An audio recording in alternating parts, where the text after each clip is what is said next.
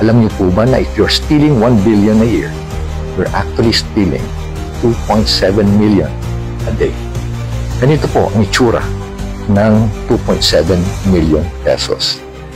Magkano ho ba ang kinikita ng ating mga vendors araw-araw? 400, 300. Yung mga jeepney at yung mga taxi drivers, magkano po? 600, 700 na good day. Magkano po ang allowance ng mga kabataan ngayon? 25 pesos, 50 pesos, 100, 150. At paano naman po ang ating mga sundalo na ang kanilang allowance para sa kanilang araw-araw na pagkain nasa 350 pesos lang at nakikipag-gyera pa po yan ngayon.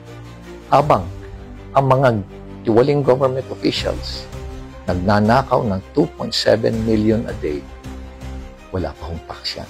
Nung nakarang araw, nakita po natin ang mga perang nakapatong po sa mga lamesa during congressional hearings. Para malaman po kayo at magkaroon kayo ng idea kung gaano po ang halaga nito. Sa 1 milyon, ganyan po ang itsura niya. Sa 5 million pesos, ito naman po ang itsura niya.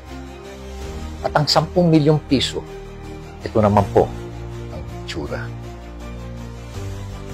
At ano naman ang dimension ng 1 billion piso?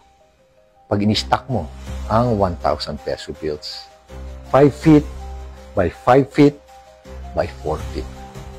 At dito po malinaw ang ating paninindigan. Walang puwang ang katiwalian. Walang puwang ang pag-aaksaya. Ang pera ng bayan ay dapat gamitin ng may malasakit at pananagutan. Maraming salamat po at muling sama-sama nating bantayan at pahalagaan ang yaman ng bayan.